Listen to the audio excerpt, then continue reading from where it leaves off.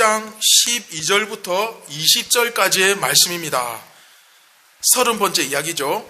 사명과 이해하심 사이에서, 사명과 이해하심 사이에서 라는 제목으로 레위기 10장 12절부터 20절까지 우리 함께 말씀을 보도록 하겠습니다.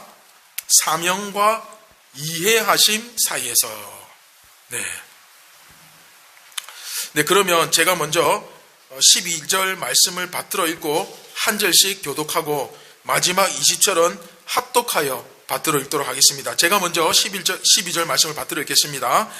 모세가 아론과 그 남은 아들 엘르아살에게와 이다말에게 이르되 여호와께서 드린 화제물 중 소재의 남은 것은 지극히 거룩하니 너희는 그것을 취하여 누룩을 넣지 말고 제단 곁에서 먹되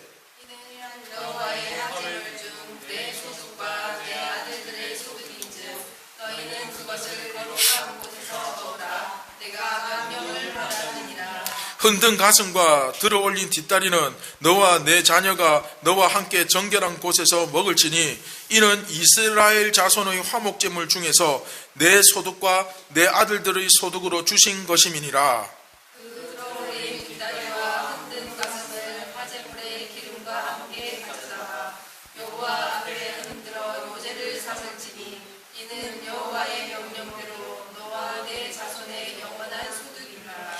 모세가 속죄제 드린 염소를 찾은즉 이미 불살랐는지라 그가 아론의 남은 아들 엘르아살과 이다말에게 노하여 이르되 이 속죄 제물은 지극히 거룩하거늘 너희가 어찌하여 거룩한 곳에서 먹지 아니하였느냐.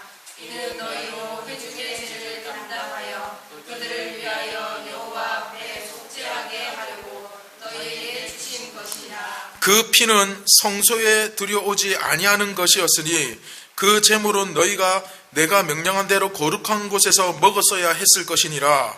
아론이 모세에게 이르되 오늘 그들이 그런 속죄제와 번제를 여호와께 드렸어도 이런 일이 내게 임하였거늘 오늘 내가 속죄 제물을 먹었더라면 여호와께서 어찌 좋게 여기셨으리요. 네, 다 같이 읽겠습니다. 20절 시작. 모세가 그 말을 듣고 좋게 여겼더라. 아멘. 여러분 혹시 그런 말 들어보신 적 있습니까? 쇼는 계속되어야 된다.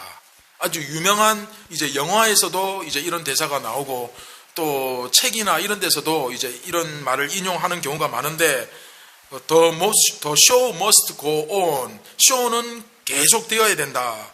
이게 이제 소위 그런 겁니다.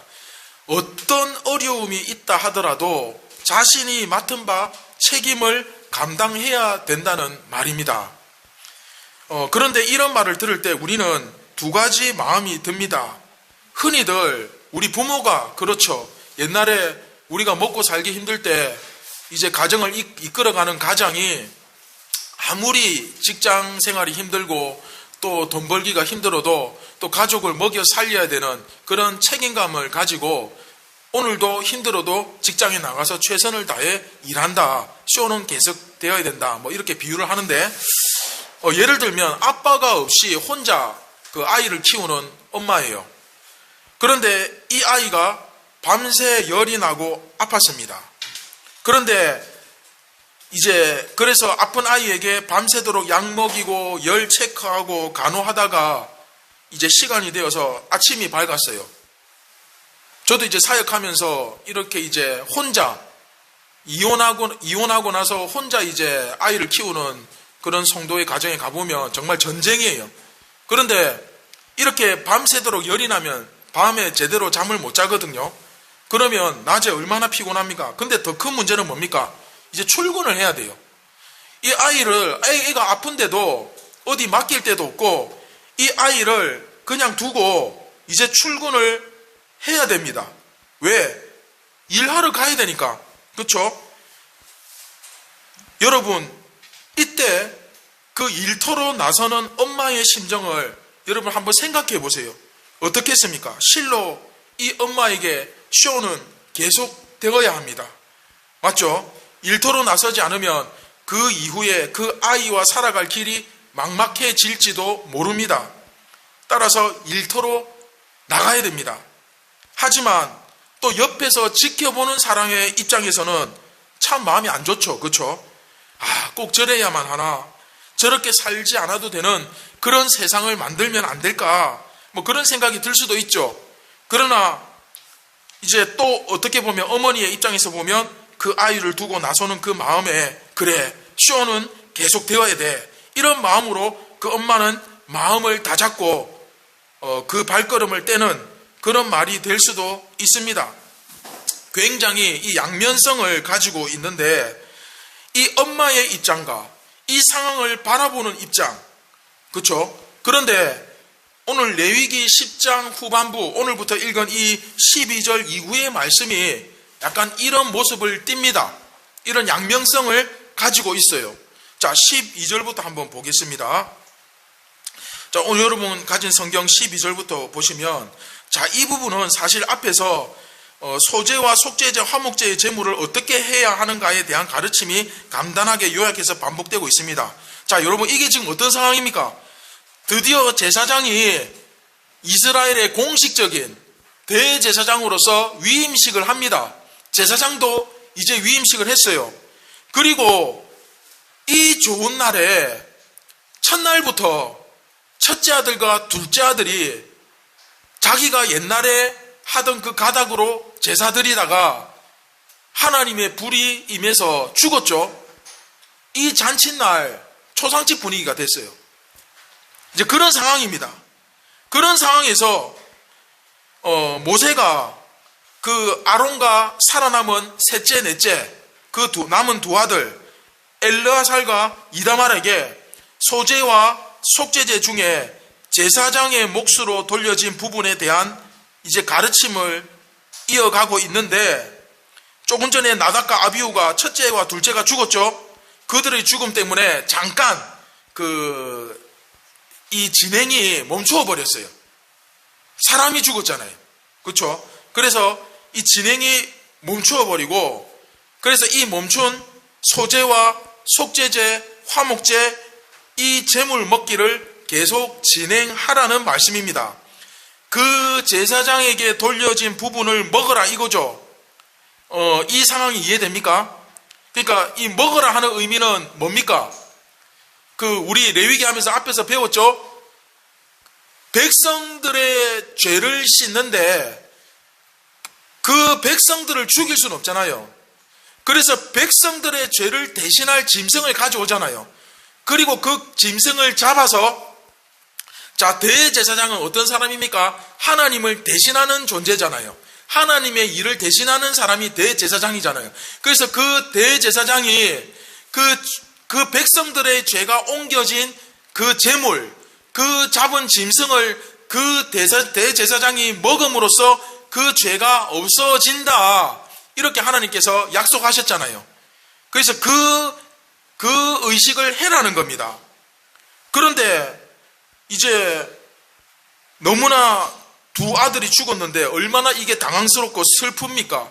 아무리 거기서 애곡하지 마라, 죄를 지어서 죽었기 때문에 그 죽은 자를 위해서 울지도 마라, 애곡하지 마라, 제사를 계속 진행해라, 그렇게 이야기했지만 여러분 마음이 어떻겠습니까? 이 제정신이겠습니까? 그렇죠? 그런데 모세는 이렇게 말하고 있는 거예요. 쇼는 계속되어야 된다. 자, 지금 제물 나왔으니까 이제 하던 거 계속해라, 먹어라, 이렇게 되는 거예요. 자, 여러분, 모세가 누굽니까? 그 죽은 두 아들의 숙부, 작은아버지 아닙니까? 아론이 모세의 형님이니까 모세의 두 아들은, 그렇죠? 모세의 두 아들이고 아론의 두 아들은 모세에게는 조카잖아요, 조카. 자기 조카가 죽었어요. 그런데 그들이 그 조카가 죽은 그 슬픔에 대해서 아무런 위로의 표현이 없습니다. 그렇죠? 우리 같으면 아니 많이 놀랬겠구나, 많이 슬프겠구나, 큰 충격을 받았겠다, 지금 마음이 어때, 뭐 이런 말을 할 것도 같은데, 그렇죠? 그런 말 전혀 없고 그 형인 아론과 그 살아남은 조카 엘르아살, 이다말에게 그 사명에 대해서만 설명할 뿐입니다. 계속해라. 제사장으로서 그들에게 주어진 그 사명, 그렇죠? 물론 모세는 하나님의 말씀을 전할 뿐이기 때문에 꼭 모세의 책임은 아니라고 할 수도 있지만 어쨌든 모세는 하나님 말씀하신 그대로 전할 뿐이니까. 그러나 꼭 그래야만 하는가? 그렇죠? 쇼는 꼭 계속되어야만 하는가라는 생각이 안 들 수가 없죠. 이게 어쩌면 좀 너무 비인간적이다 그런 생각이 들 수도 있지 않습니까? 그런데 이제 여러분 16절부터 한번 보시기 바랍니다. 16절. 자, 여러분 성경 16절을 펼쳐놓고 자 16절부터 보시면 문제가 생겼습니다. 모세는 쇼를 계속해야 합니다. 이제 속죄 제물을 먹으시오. 그 속죄 제물 가져와서 삶아서 이제 먹어야 합니다. 그러고 있는데 여기서 먹는다는 것이 조금 전에 말씀드린 것처럼 그냥 배를 채우는 게 아니잖아요. 이게 죄를 대신할 제물을 먹음으로써 백성들의 죄를 제사장들이 담당하는 겁니다. 그렇죠? 그렇게 함으로써 하나님께서 그들의 죄를 용서하셨다는 것을 나타내는 굉장히 중요한 문제입니다. 그렇죠? 이 죄 문제 해결을 못하면 하나님과 함께 할 수 없습니다. 그런데 쇼를 계속 할 수가 없는 거예요. 왜냐하면 문제가 생겼어요. 그게 뭐냐면 속죄제, 그러니까 속죄제는 우리의 죄를 씻는, 죄를 속하는, 죄를 깨끗하게 용서받는 제사잖아요. 그런데 그 제물을 제사장이 먹음으로써 죄를 없애야 되는데 다 태워버린 거예요. 그냥 전부 다 태워버렸어요. 제사장이나 온 백성의 죄를 속하는, 그러니까 온 국가적인 죄, 온 모든 백성들의 죄는 그 숫소를 잡아가지고 그 기름을 제거하고 전부 다 태워버려요. 그런데 그 고기는 제사장들이 삶아 먹어야 됩니다. 그렇죠? 물론 양이 너무 많아서 먹다가 남긴 거는 진영 밖으로 끌고 나가서 다 태웁니다. 그렇지만 어쨌든 먹어야 돼요. 그런데 여기서 엘르아살과 이다말이 전혀 그 고기에 아예 손도 안 대고 그냥 모조리 다 태워버린 거예요. 여러분 이 상황 이해됩니까? 지금 제정신이겠습니까? 불과 조금 전에만 해도 같이 제사장으로 임명을 받고 그렇게 즐거워하던 자기 형님 둘이가 그 죽어버렸어요. 그것도 불에 타서 하나님이 내리신 불에 타 죽어버렸어요. 그러면 여러분 그 정신이 제정신이겠습니까? 그 정상적인 그게 되겠습니까? 그러니까 형들이 첫 제사를 드리다가 죽임을 당하니까 자기도 이제 그 시신을 따라가면서 제대로 장례를 치러주지도 못했고, 그렇죠? 그럼에도 불구하고 숙부인 삼촌인 모세가, 작은아버지가 그 상황에서 제사를 계속해라, 어서 그 제물 가져다 고기를 삶고 소제물 구워서 먹어라, 막 그렇게 한단 말이죠. 그런데 그 마음이 어떻겠습니까? 자기 형들이 죽었는데 그게 지금 넘어갑니까? 그걸 먹고 있겠어요? 형들이 죽었는데 정신이 온전하기는 하겠습니까? 그러니까 다 태워버린 거예요. 하지만 먹다가 너무 많아서 태운 것이 아니라 전혀 먹지 않고 태워버렸다면 그들이 제사장으로서 백성들이 바친 제물을 먹어야 하는 자로서 그것을 감당하지 않은 것이니까 위법입니다. 법을 어긴 거예요. 우리는 누구입니까? 그리스도인이죠. 그리스도인으로서 그리스도인이 해야 할 일을 하지 않는 것은 위법입니다. 그렇죠? 똑같습니다. 그래서 아무리 이걸 그래 조카가 죽었는데 이해해야지 이렇게 봐주면 이거는 편법이 됩니다. 하나님 앞에서 법을 어기게 되는 거예요. 그러다 보니까 모세가 화를 내는 거죠. 왜 너희가 제사장으로서 사명을 감당하지 못하느냐라고 하나님의 말씀을 대언하면서 막 책망하는 거예요. 자, 그런데 19절부터 20절을 한번 보십시오. 모세가 이것에 대해서 수긍을 합니다. 자, 어떻게 수긍이 되느냐? 아론이 한마디 합니다. 아론이 말을 하는데 그 말에 의해서 이 문제가 해결이 됩니다. 자, 여러분 가진 성경 19절을 보십시오. 19절 보시면, 자, 19절 찾았습니까? 다 같이 한번 읽어봅시다. 시작. 아론이 모세에게 이르되 오늘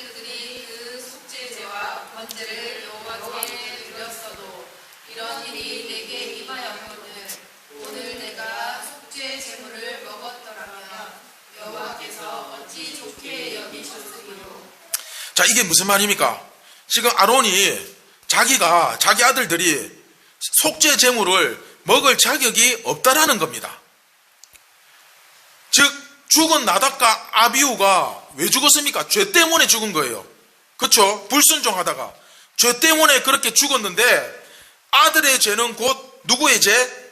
아버지의 죄고 그 동생들의 죄다 이거죠. 그러니 그 죄를 가지고 있는 제사장들이 어떻게 그 고기를 먹어서 백성들의 그 죄책을 없앨 수 있겠느냐. 그러니까 태워버려야 되는 것이 아니냐라고 말하는 거예요. 그러니까 이게 소위 자기 자신들에게도 그 죄책을 없앨 자격을 갖추지 못하였으니 태워버리는 것이 옳지 않느냐. 그렇게 지금 모세에게 이야기하는 겁니다. 그런데 여기서 상당히 중요한 것은 모세가 그 사실을 수긍하고 있다는 거예요. 우리 같으면 어떻게 했겠습니까? 아직도 정신을 못 차렸냐? 뭐 이제 대제사장이 되니까 눈에 뵈는 게 없느냐? 감히 어떻게 그런 핑계를 댈 수가 있느냐? 정신을 못 차렸구나. 막 이러지 않겠습니까? 네, 여하튼 아론이 말하는 이런 상황은 분명히 중요한 건 말은 그럴듯한데 제사 규정에는 없습니다. 이게 법에는. 예를 들어서 규정에는 어떻게 하느냐? 예를 들어서 백성들의 죄를 사하는 속죄 제물은 제사장이 먹어야 됩니다. 그런데 지금 이 상황처럼 만약에 그 제사장에게도 죄가 있다. 그래서 먹을 수 없다. 그러면 법대로 하면 이거 어떻게 됩니까? 다시 제사장이 속죄제 드려야 돼요. 그래서 제사장의 죄의 문제를 해결하고 그 백성들의 속죄제를 드리면 됩니다. 이게 그 율법이에요. 그런데 문제는 이제 속죄제와 번제를 이미 드렸는데, 그래서 제사장이 먼저 속죄제와 번제를 이미 드렸는데도 불구하고 이런 일이 일어난 거예요. 좀 애매하죠. 그러니까 이제 제물을 먹기는 먹어야 되는데, 즉 선포되기로는 제사장은 이미 정결하다. 아론과 엘르아살과 이다말은 정결하다. 그러니까 먹어야 되는 게 맞는데, 그럼에도 불구하고 제사장들이 지금 자기들이 그럴 자격이 없다고 느끼고 있을 때 어떻게 해야 되냐 그 말입니다. 이제 정결하다 선포했는데 이제 제사 진행해라 했는데 본인들이 우리가 그럴 자격이 없다. 이제 그렇게 느끼는 거예요. 이해되시죠? 사실 이 본문은 예수님 이전의 제사장, 그 인간 제사장이란 존재가 얼마나 그 속죄를 이루기에 부족했던가 그걸 보여주는 증거 본문입니다. 그래서 예수님이라고 하는 완벽한 제사장이 오시기 전에 그 아론의 혈통, 아론의 계열에서 나타나는 제사장들은 그 죄를 온전히 속하기에 너무나 부족했다. 제사장으로 세웠지만 제사장 일을 감당하기에는 너무나 부족했다라는 것을 명백하게 보여주는 사실 이게 증거 본문이에요. 그래서 이게 신약에서 어디서 나오냐면 히브리서에서 이 이야기가 나옵니다. 그래서 사람들의 죄를 속하기 위해서 하나님께서 대제사장을 세우셨지만 인간인 죄인인지라 역시나 제사장으로서의 깜이 역량이 부족했다. 그러나 예수님은 완벽하시다. 예수님은 완벽하게 그 제사장으로서의 역할을 감당하시고 우리의 죄를 깨끗하게 해주셨다. 할렐루야. 그러나 이제 오늘 이 레위기 본문은 이제 이건 히브리서에서 강조하는 내용이니까 오늘 이 정도에서 넘어가고 오늘은 다른 내용을 가지고 조금 묵상을 해보고자 합니다. 자, 여러분 한마디로 말하면 이제 오늘 이 레위기 본문에서는 히브리서에서는 완벽한 대제사장 예수님을 강조하지만 이제 오늘 본문에서는 레위기에서는 이제 뭘 이야기하냐면 이 제사법이라는 것이, 자, 제사법 좀 크게 보면 뭐 하나님의 말씀, 또 우리가 생각하는 이 복음 이렇게 생각하셔도 됩니다. 그래서 이 제사법이라는 것이 어떤 기계적으로 딱 이렇게 고정이 되어서 그대로 지켜야 하는 절차가 아니고, 또 제사장들에게 요구되는 사명의식이라는 것 역시도 막 피도 눈물도 없는 그런 어떤 굉장히 매정하고 그런 어떤 상당히 그 고지식한 철저한 그런 정도의 요구사항이 아니라는 사실을 여기서 말해주고 있는 거예요. 그래서 여러분, 성경 66권은 뭘 반대한다 했습니까? 기억납니까? 성경 66권은 종교를 반대한다. 이 말의 의미를 깨달아야 돼요. 왜냐하면 교회도 지금 신앙이 아니라 종교가 되어가고 있잖아요. 성경에서 성경 66권이 종교를 반대하는데 성경이 반대하는 이 종교는 어떤 것입니까? 바로 이렇게 기계적이고, 너 새벽기도 했냐 안 했냐? 새벽기도 나오면 굉장히 경건한 사람, 안 나오면 불경건한 사람. 너 주일 성수 잘 했냐 안 했냐? 굉장히 어떤 말씀을, 율법을 딱 명시해 놓고 이거 지켰냐 안 지켰냐, 단지 그거를 보는 거예요. 그러다 보면 이것을 왜 지켜야 되는지 그 예수님의 마음, 하나님의 마음을 하나도 모르고 그냥 지켰냐 안 지켰냐 거기에 길들여지는, 그게 종교예요. 이해됩니까? 그래서 어떤 현상이 일어나느냐? 360일 52주 주일날 교회에 예배 드리는 거 한 번도 안 빠져요. 심지어 새벽 기도도 잘 나와. 심지어 성경도 열심히 읽어. 거기다가 교회에서 행사할 때, 봉사할 때 성실하게 참여해서 봉사도 잘해. 그런데 말이 아주 그냥, 예배 시간이라서 이런 말씀이 안 되기 때문에 말이 아주 나빠요. 행동이 나빠요. 다른 사람을 함부로 판단해요. 정죄해요. 그래서 세상으로부터 존경을 받지 못해요. 심지어 예수 안 믿는 사람들이 이런 말을 합니다. 예수 믿는 것들은 쳐다도 보기 싫다. 나는 교회 다니는 것들하고는 상종 안 한다. 예수쟁이하고 나는 절대 거래 안 한다. 이런 말이 왜 나오겠습니까? 종교인이 되어서 그런 거예요. 예배는 열심히 드리지만, 기도는 열심히 하지만 그 삶이 전혀 예수님스럽지 않은 거예요. 그래서 여러분, 종교는, 그 의식은, 율법은 잘 지키지만 그 삶이 전혀 예수님스럽지 못한 거예요. 그런데 신앙은 삶을 가지고 이야기합니다. 삶을 가지고 이야기해요. 예수님스러운 삶을 가지고 이야기하는 겁니다. 그래서 성경은 절대적으로 종교를 반대합니다. 왜? 이 종교가 하나님 나라를, 교회를 다 망치니까. 그렇죠? 분명히 제사장들에게 사명이 주어졌습니다. 우리 그리스도인들에게도 우리가 해야 할 사명이 있습니다. 우리 아까 회개했죠? 하나님께서 하라고 하는 거 하지 않는 것도 죄입니다. 그렇죠? 분명히 제사장들에게 사명이 있습니다. 가장 대표적인 사명 뭡니까? 그 백성들의 죄를 사하는 것. 하나님을 대신해서 그 백성들의 죄를 깨끗게 해야 할 사명이 주어졌습니다. 그 백성들 앞에서 하나님 노릇해라. 그렇죠? 굉장히 중요하고 큰 사명입니다. 그리고 그들은 그것을 제대로 감당하지 않으면, 또 그가 하나님 앞에서 경거망동하면, 또 그 사명의 무게가 얼마나 큰가에 대해서 깊이 깨닫지 못하고 정말 깨어서 그 일 제대로 감당하지 못하면 앞에 죽은 형님들처럼, 죽은 나답과 아비후처럼 죽임을 당할 수도 있다라는 경고까지 주어졌습니다. 그러나 그럼에도 불구하고 제사장에게 주어지는 이 사명의식이라고 하는 것은 결코 피도 눈물도 없는 그런 것이 아니라는 거예요.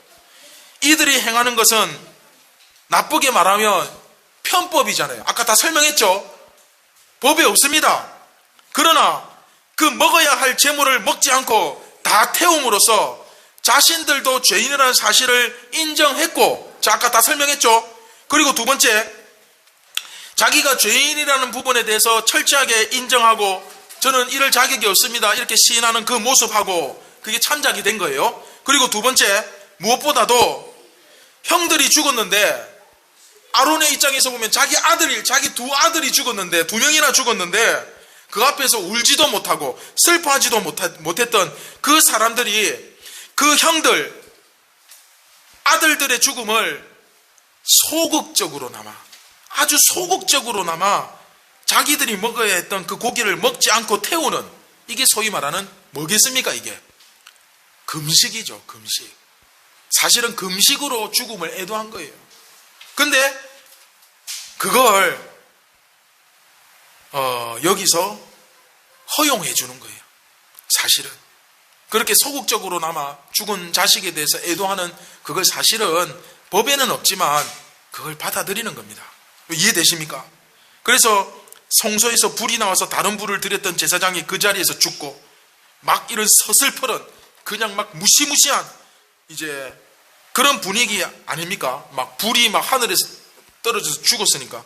하지만 그럼에도 불구하고 하나님의 법은 그렇게 피도 눈물도 없는 그런 잔인한 무시무시한 정도의 그런 것이 아니라는 사실을 이제 여기서 사실은 이야기하고 있는 거예요. 자, 그런데 이제 중요한 건 이겁니다. 자, 묵상과 적용으로 들어갑니다. 우리가 이 두 가지 사이에서 분명히 바로 서야 됩니다. 똑바로 서야 돼요. 정신 차려야 됩니다. 뭐냐면, 자, 첫 번째, 하나님께서는 분명히 우리에게 왕같은 제사장이라, 너희는 예수님을 대신하는 존재다. 그렇죠? 우리에게 제일 중요한 사명 뭡니까?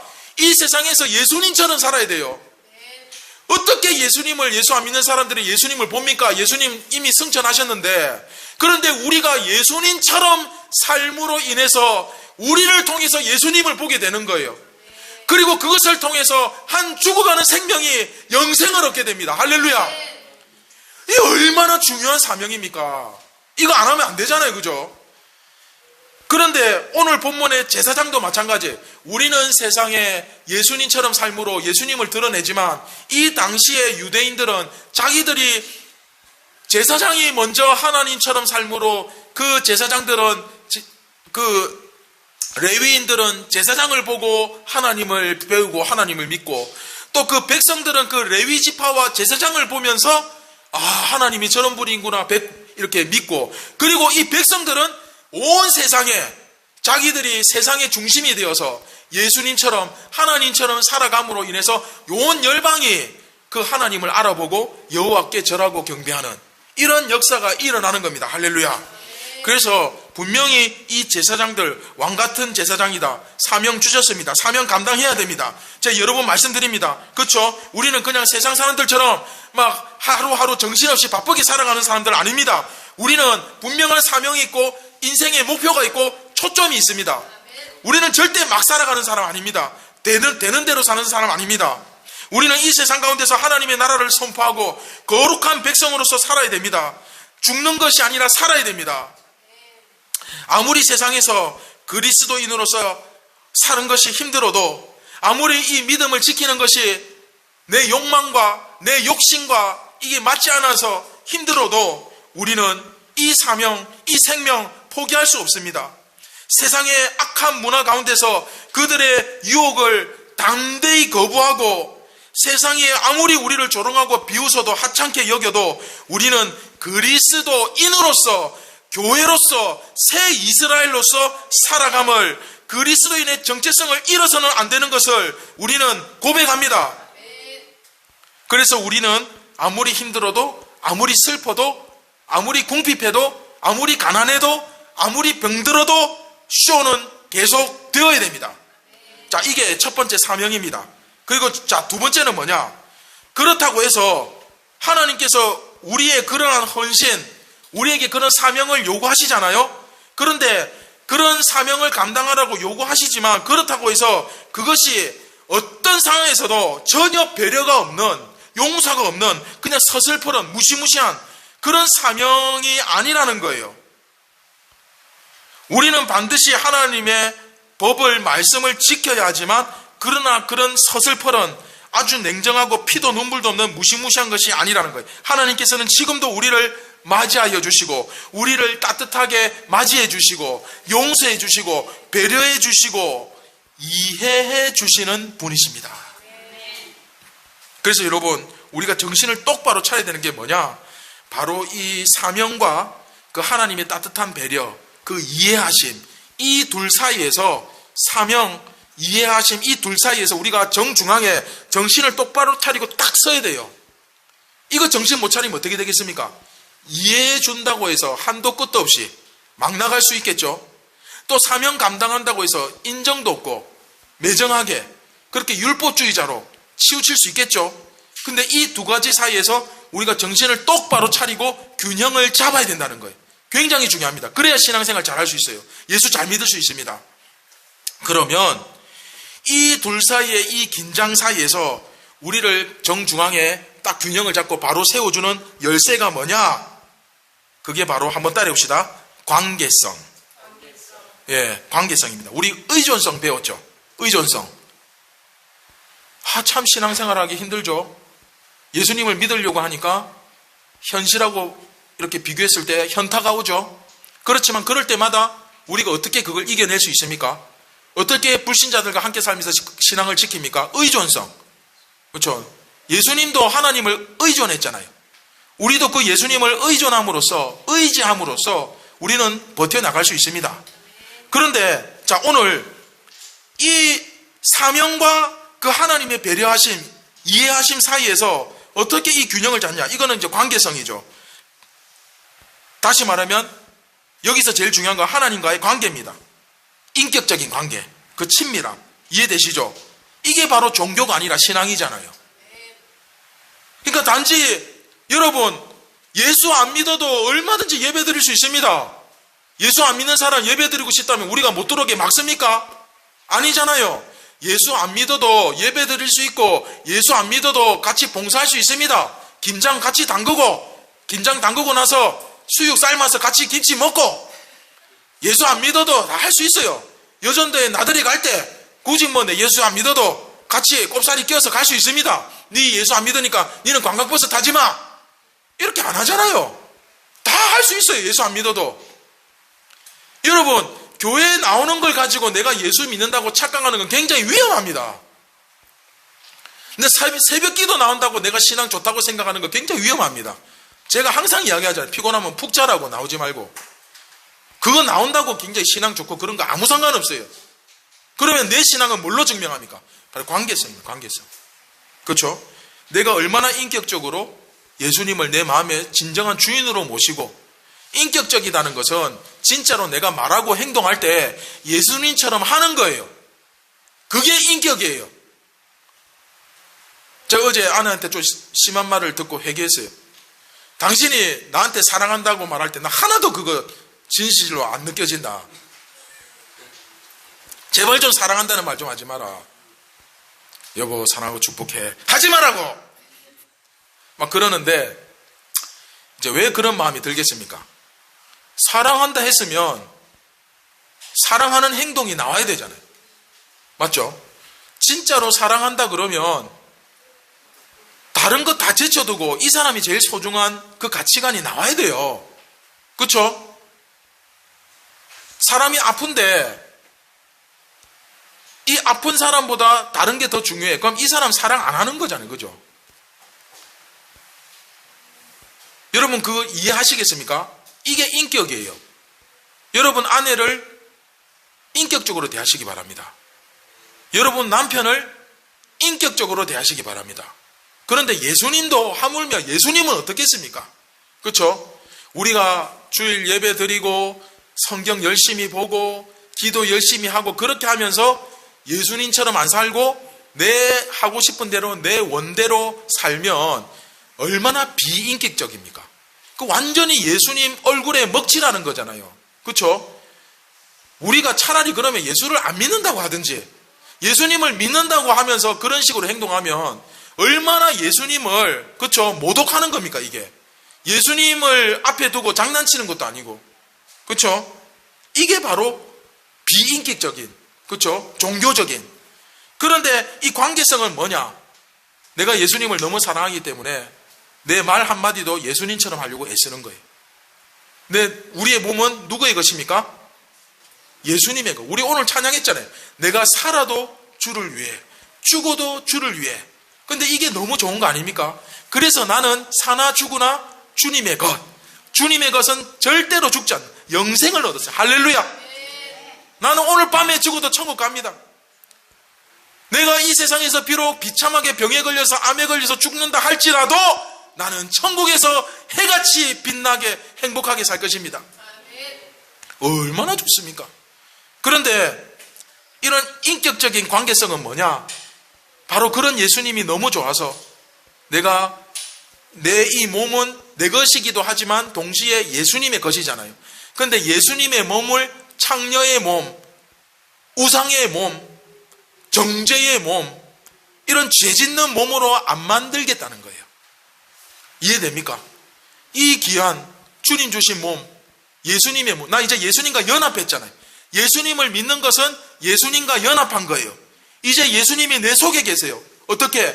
성령, 예수님의 영이신 성령이 내 속에 들어오셔서 이제 나는 나 혼자 사는 게 아니고 내 속에 예수님이 계십니다. 그래서 이 몸은 내 몸이지만 예수님의 몸이기도 합니다. 그런데 어떻게 이 몸을 가지고 더러운 말하고 함부로 욕하고 그렇죠? 함부로 죄짓고 그런 데 쓰면 예수님의 몸이 뭐가 됩니까? 예수님의 몸을 꼭 그렇게 만들어야 되겠습니까? 이게 비인격적이라는 거예요. 그렇죠? 따라서 말씀을 맺도록 하겠습니다. 하나님은 너무 좋은 분, 나를 배려하고 이해해 주시는 분, 그리고 동시에 우리는 예수님처럼 이 세상에 살면서 우리의 사명을 감당해야 됩니다. 그런데 이 예수님께서 용서해 주시고 배려해 주시고 이해해 주시는 이것이 나에게 올무가 아니라 막 그렇게 이해해 주신다고 한정없이 막 그렇죠? 이쁘다 이쁘다 귀엽다 귀엽다니까 할아버지 수염을 땡기잖아요. 그러니까 그런 식으로 우리가 신앙생활을 해서는 안 된다는 거예요. 뭐 다 용서해 주시고 다 배려해 주시니까 이제는 막 끝간데 없이 그렇죠? 뭐 사명도 없고 이제는 뭐 그런 식으로 살면 안 되잖아요. 그래서 우리가 그렇게 살지 않기 위해서 결국 하나님과의 관계 가운데 들어가야 된다. 그렇죠?